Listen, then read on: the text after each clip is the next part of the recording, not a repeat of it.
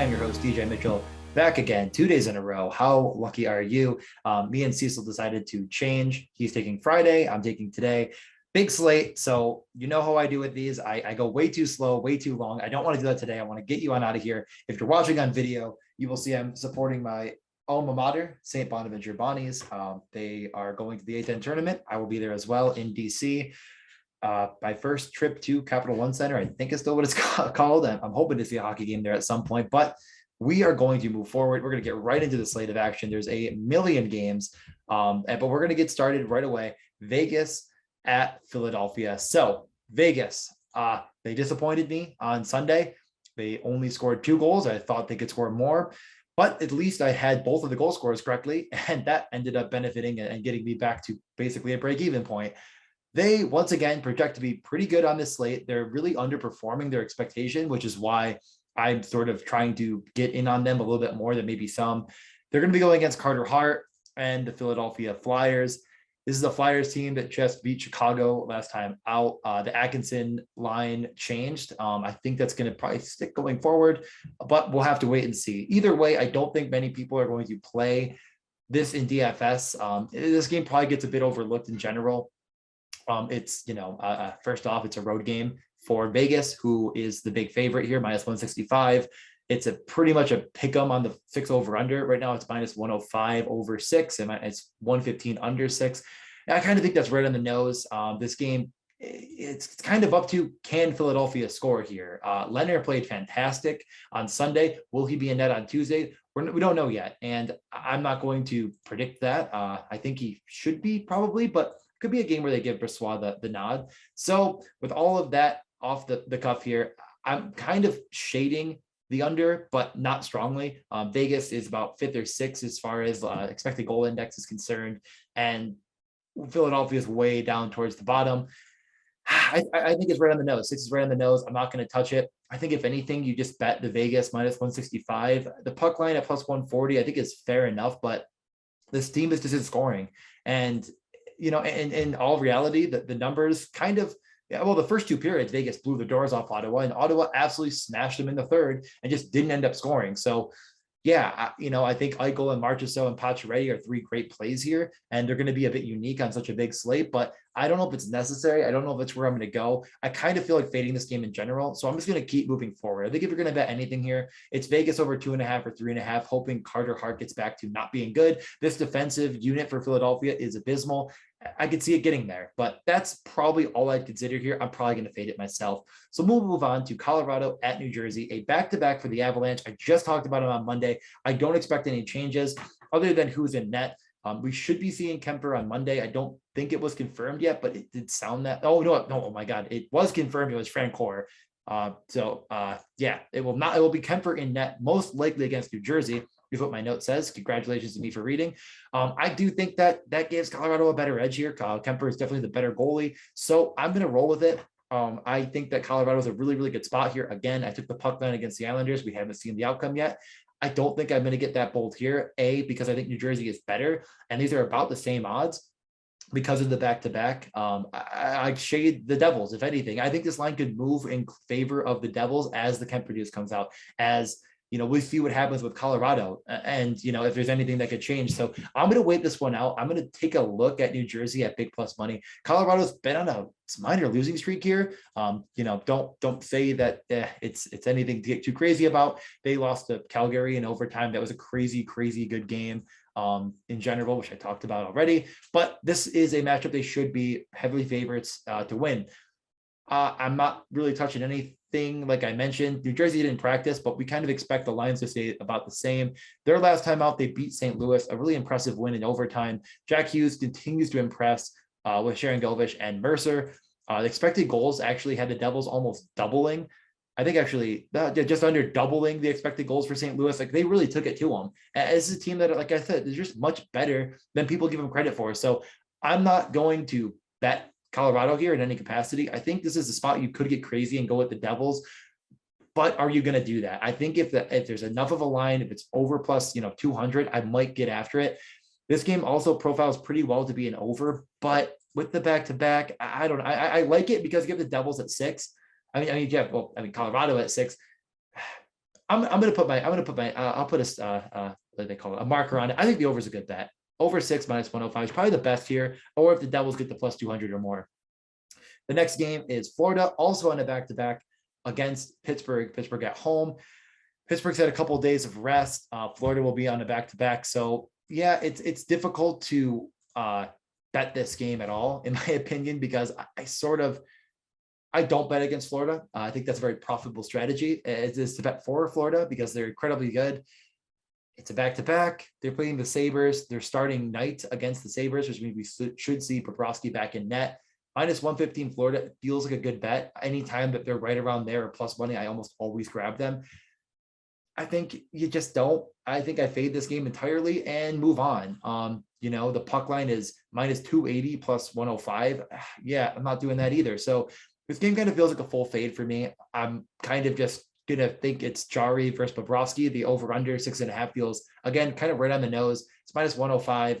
I'm not going to touch it. There's no big lean in this game for me at all. Florida actually projects a bit worse than normal, and Pittsburgh projects kind of right in the middle of the pack against Florida as far as their expected goals. I don't love this game as far as being a knock your socks off, blow the doors away in goals, but it's Florida and Pittsburgh. These teams can both score. They both have really, really good top end talent. So nope, full fade, not going to touch it. We'll move over to Seattle playing Toronto on a back-to-back. Toronto will be going from Columbus back home. Toronto, as everyone's probably aware that watches anything ever, has not been very good. They continue to find ways to lose games in dramatic fashions. And for that reason, I'm really struggling to bet this game. It should be Campbell back in net.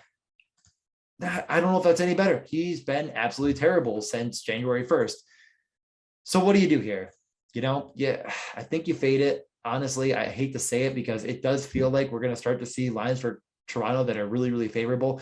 But them on a back-to-back minus 265 just feels disgusting. The puck line minus 110, again, it feels disgusting. If Vegas is anything, they've been unlucky, as well as just very, very bad in net. So I think you could talk me into the over 6.5, but is Seattle going to score goals? I've tweeted all about how bad they are offensively, that I don't trust them to score goals. Once again, they go out against Carolina, 2 expected goals, they get 2. They just find a way to, I guess, get it done even without guys like McCann. He could be back. We don't really know. I tried to find what I could, but there's not a ton of information. He did not. Oh, he did. Oh, he played against Carolina. So he should be back again here against Toronto. So yeah, overall, it's going to be a full fade for me. I think if anything, the over, but you need Seattle to score goals. And that is only going to happen if Toronto's goaltending is terrible. They should be able to blow the doors off them, but will they? So I'm going to fade this game entirely again. So far, I kind of like a couple bets in the first 2 I talked about. Nothing really here. The third game is one of my favorites. I really, really like Detroit minus 170. I kind of like the puck line as well. They're going to be getting back Jacob Vrana. They waived Danny DeKeyser, so that means he's almost definitely going to play. Danny DeKeyser being waived is a good thing for them. He's, a guy that you don't really, I'd say, need to have in your lineup to be successful, if you will. Their last game's kind of pulling it up right now. They got kind of blown up by Florida, but that's to be expected. It's Florida. But this is a team that's going to be getting back a very, very good piece. It looks like they'll go back to Larkin, Raymond, and Bertuzzi, and Jacob Vrana, who's just a really good player, is going to be with Fabry and others. So it's a big boost. I think this team gets better by subtraction. DeKeyser is just kind of useless at this point. I hate to say that, but he is. Arizona's bad. This line just doesn't quite give Detroit enough credit. Moritz Seider is really, really talented. I really like this Detroit stack in general. I think that's going to be a bit overlooked maybe, but it shouldn't be. I am going to be betting the puck line for Detroit and probably their team total goals over 3.5. I understand that Arizona is kind of like a team that when you bet against them, it only can hurt you. Last game, they scored 8 goals on 3.8 expected against Ottawa. Just absolutely on fire. Game before that, 2-1 win, I believe it was, over Colorado. I should double check that quick. I think that was their previous game. Yeah. So yeah, it was. So this team has just been 2 games in a row. They get the wins. I don't think a lot of people are going to want to bet this, but I have a lot of faith in Detroit and the numbers leading up to this. So I'm going to go with it. Minus 170. I don't know if this line's going to move much. Maybe the Vrana news will get there in time and it'll move in the wrong way, but I might wait this out and see if I get it a little bit better. We're going to see, but I really do like Detroit here. This is one of my favorite bets of the night. I'm hoping minus 150. That would be the ideal range for me, but I might just take the I don't know, plus 150-ish at minus 1.5. Kind of feels good at home for them. I think this Detroit team is just a little bit better than we're giving credit for, and it is going to be one of my favorite stacks in DFS. The next game is the Rangers at the Wild. We've seen Igor Shesterkin for a couple games in a row, so I think we're expecting it to be Georgiev in net, but I don't know if we know that for a fact. Shesterkin, again, amazing performance against Winnipeg, just absolutely the best goalie in the league this year. Winnipeg expected 4 goals. They only get 1. The Rangers expected 2. They get 4. So kind of shows you the tail of the tape there. Winnipeg badly outplayed them. Didn't matter. Igor Shesterkin shuts the door, gets the under, which I know a lot of people had, and he just saved you. I mean, he absolutely bailed you out because it should never have hit in a million years. You got bailed out by Igor. Congratulations to you. Who's in net here? I mean, this is kind of why. This is why you, if you have, brass ones, you bet it right now and you take the minus 145 on Minnesota, hoping it's Georgiev. But if you don't, and if you do, and it's just Shesterkin, and then you're sitting there with your hand in your facing palm because you bet this early and the line's going to move the other way. He really is that big of a difference maker at this point. So it really comes down to what you believe. If you can find a source that gives you accurate information and you think that you might have an edge somewhere. I didn't find anything personally.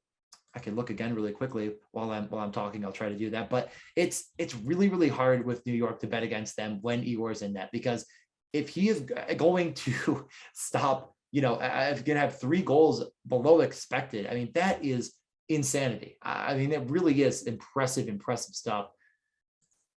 Yeah, no, I think this game is probably for me right now. I'm not going to bet it. Actually, I'm looking through right now. Let's see if we have any indication.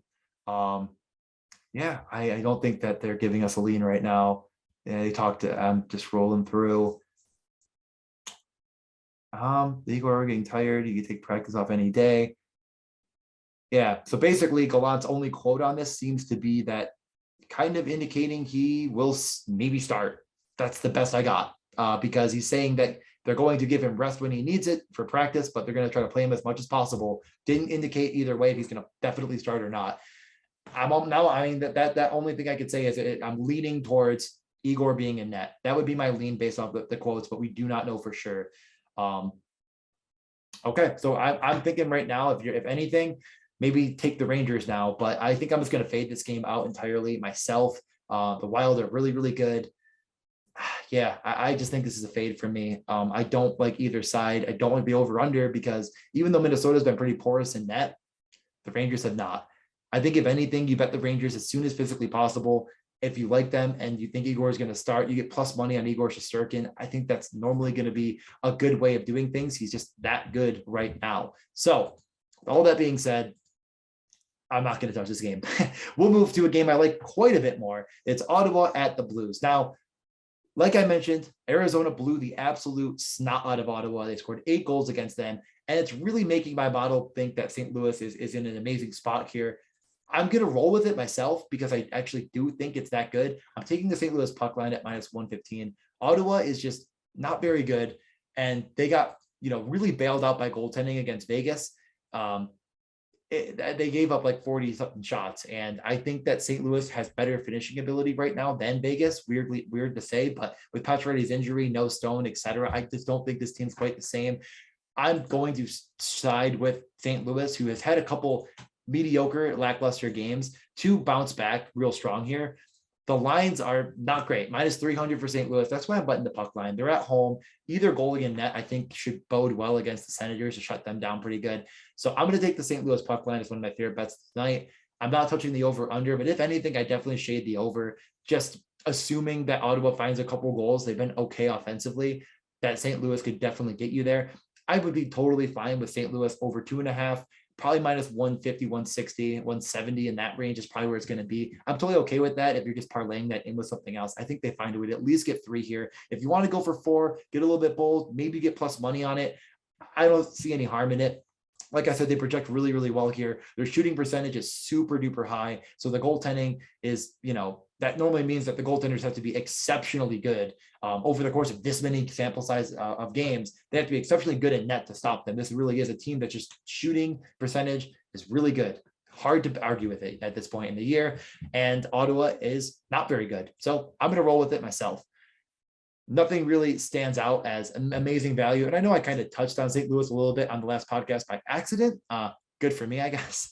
But they sort of changed their lines around quite a bit. They kept with O'Reilly, Perron, Saad, but Busnevich, Thomas, Tarasenko moved around, Kyrou, Shen, and Byrushev. They kind of are just using those 9 as much as possible. So I feel fine with stacking almost anything here. And I think going through the first power play is the best way to do it. I think would be, Busnevich, Falk, and Thomas were all on a unit together. Tarasenko is with the Perron, O'Reilly, Krug, and Shen line. You can find a way to put that together, and I feel really good about it. It's not going to probably be overpriced on DraftKings. You can get that with Detroit really, really easily. That's a couple stacks that I'm going to be using, and maybe getting another upper tier piece somewhere else. Our next game, I'm just going to say full fade before we even start here. But if anything, Dallas plus 100 does feel good. They are playing really, really well. The last game, they beat Minnesota 6-3. This team has been absolutely rolling. Maybe you've heard of a guy by the name of Jason Robertson, who I said probably 3 times instead of his brother's name last podcast, because I'm just real professional. But Jason Robertson, who I'd like to have talked about, is unbelievably good. 2 hat tricks in a row. This team's rolling. So I like the plus 100 for Dallas. That's the only thing I'm going to even look at here. I'm considering it heavily. I'm not touching this over under. If we get Ottinger versus Saros in net, it's really hard for me to want to take anything there. Saros has been a little bit worse as of late. So yeah, I'm going to probably roll with the Dallas plus 100 as the only thing I touch in this game. You could get on to score a prop for Robertson again, I guess, if you want, but I almost think it's a good time to look at other players that might be getting priced way differently because Pavelski and Hintz can still score. They're still great players. And I have no problem with getting on them as, their lines continue to move the opposite direction. As far as defense is concerned with Dallas, they ran 4 guys for almost the entire game. Hakanpää, Suter, Klingberg, and Lindell. Lindell was actually with Klingberg on the top power play. Suter got a little bit of run there as well. So those 3 guys, a ton of run, as you did not hear me say Miro Heiskanen, who we're going to have to wait for. Actually, I could probably, let me just Miro. I didn't see any news on him, but I'm just going to double check while we're here. Yeah, he missed. It was a non-COVID related illness. I know that. Yeah, nothing indicating if he'll be available or not for this game. But he could be back. I would just keep an eye on it. We should know Tuesday morning skate if he's back. If he's back, it changes it up. He'll probably be on one of the power plays for sure, and we'll see where that is. The next game, Tampa at Winnipeg. I do like Tampa here. I like the over 6, probably even more. I think both these teams offensively are in a really, really good spot to probably perform well. Like I said, Winnipeg last game expected 4, only got 1. That isn't going to happen often. They got Nikolaj Ehlers back, and weirdly enough, he scores on the power play. It's like, give him some freaking run there, and maybe you'll see better results. This team is 3 lines deep again. They have Morrissey getting a ton of minutes. I think he's a really, really good DFS play if you're stacking up with the Jets. I do think that playing Stastny might be a little bit thin. He got a pretty big reduction in minutes as Ehlers continued to kind of move up the lineup. He could end up being with Scheifele and Wheeler. We're going to have to wait till morning skate on Tuesday to know for sure, but I do kind of lean that way that Stastny's going to come down. Ehlers is going to move up. But you can really look at this, Connor, Scheifele, Dubois, Wheeler, Ehlers, any of these guys as really good DFS plays because no one's going to have them, I feel like, against Tampa. The over 6 is one of my favorite bets on the night. Tampa in general, I think you could even maybe do a little fun little parlay. The Tampa money line over 6 could be a lot of fun. Get plus money on that. And 2 things that I think are decently likely to happen. But that's my lean here in general. I'm not sure if there's any big Tampa notes. They kind of do the same thing every freaking game. Yeah, nothing really changed last game at all. They're the same team they've always been. They're really good at hockey, and they like to score 6 goals against Chicago last game, and sometimes they do that. So I think this is a great over bet. Like I said, both of these teams really looking good as far as expected goals are concerned, and Winnipeg underperforming that is why I kind of like them to find a couple against Tampa, who is a team that has been played really well defensively this year, a lot better than in previous years, but I think Winnipeg actually has really good offensive upside. So I'm going to roll with it here and say that the over is a great bet.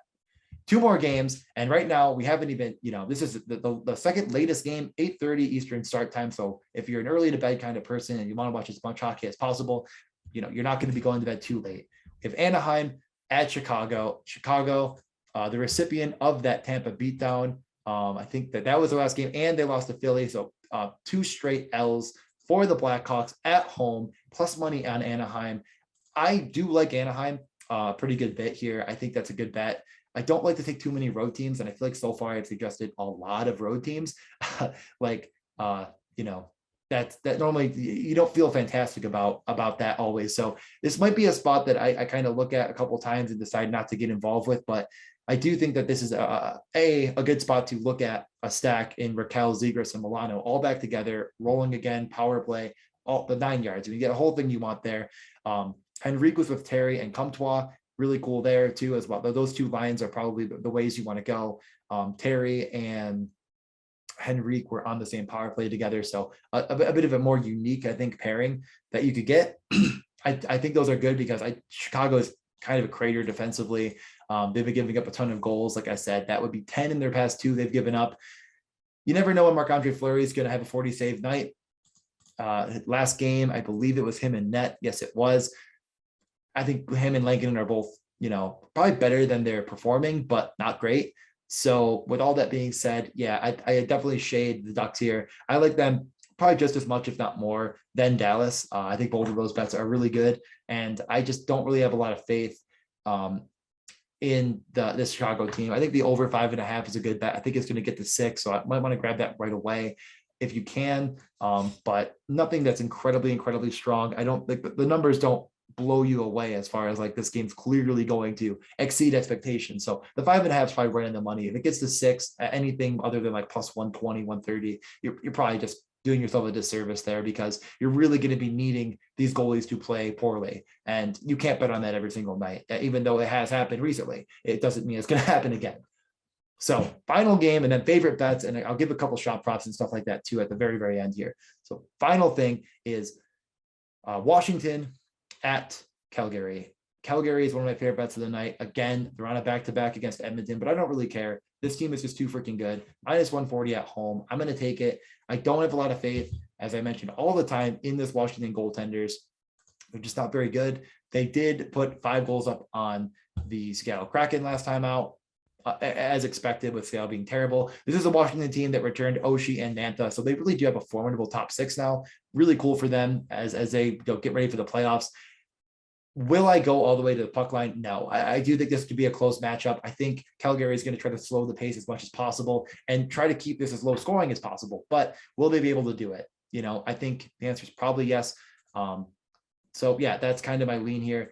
I do worry about Calgary in net if Markstrom starts on Monday. I'm actually going to try to double check that right now. I don't know if we got confirmation on it or not, but I don't think we got confirmation on it, so we might have to wait. Let's look. Yeah, I think I'm expecting it to be. I know Kostinen's in net for. Yeah, I guess we don't know. Nope, it should be Markstrom. They're saying it should. Yeah, Markstrom the starter. Okay, found it. Took me a minute here. So it should be Vladar in net on Tuesday. Makes it a little bit worse. I might wait it out, see if that news circulates, and we get this at a little bit of a better line. So I'm going to kind of wait it out. I hope we could get this closer to even money, or the minus 130, minus 125 for Calgary is probably going to be the spot. So this is a weighted out type of game. So favorite bets of the night. Let's run through this quickly. First and foremost, I'm going to take the puck line on St. Louis, minus 115. I'm going to bet the puck line or just the minus 170 for Detroit, and they're over on goals, over 2.5. If you get crazy 3.5, I don't mind it at all. I think that's a really fun way of doing things here. This team getting, fresh blood back in the lineup should be good for them. Dallas plus 110, I also think is a really good bet. And the over in Tampa versus Winnipeg, over 6. Those are probably the best. None of the unders absolutely scream value. Personally, I don't know if there's one that's like, you can't miss spot. But if I was going to take an under, because I do think that you should definitely not get blind to the over-unders, I probably, let me pull up that chart again. Let's think. I mean, Washington and Calgary does actually profile well, but we should be seeing Vladar versus a not very good goalie. Yeah, I don't know if there's any under that absolutely screams value to me. It really, at the end of the day, it might be Seattle, Toronto -6 or under 6.5. That's probably really the best one on the whole docket of games. So a couple shot props, a couple other things. I pulled up kind of expected. I was using 5-on-5 rates and Corsi per 60 over the last 10 for, so this is kind of just saying what guys are shooting more than maybe anyone else. There's a few guys that it's good. First off, this isn't a perfect science because one guy that shows up is always going to be Dougie Hamilton. It feels like, will his shots get on net or not? But I do think this is a good spot for him. Over 2.5 does seem pretty good. He might get overlooked here a bit. Vetrano is another guy if you can find him. Florida, back to back. Maybe they roll the four lines a little bit more evenly. He's playing with Reinhart and Lundell, both really good distributors. So I do like Frank Vetrano if you could find him to score or, his shot prop as well. Another guy, I don't know. Fiala's been really good, but the minutes have been kind of hit or miss. The power play has been a bit hit or miss. Marchessault probably as well in a good spot against Philadelphia. He's been shooting a ton. I like his shot prop. And I'll have to look if there's one more. That's probably good enough for now. So shot props. Let's think, where was I? Hamilton, Vetrano, and Marchessault. Those three, I think, are going to be guys I'm going to be looking for to get the overs on as far as that goes. So I think I gave you a lot of news notes to get you started here. I'll definitely try to tweet them out because there's so much going on with this entire slate. I'll try to tweet out my bets. Thank you for following. Thank you for listening. Go Bonnies, if you're an A10 basketball fan or not, and enjoy your slate. And also, I guess, lastly, right behind me here is my Sam Reinhart jersey. I'm just about to get ready to head down to KeyBank Center to watch Reinhart return to Buffalo. So, yeah, I'm depressed. Enjoy your Tuesday.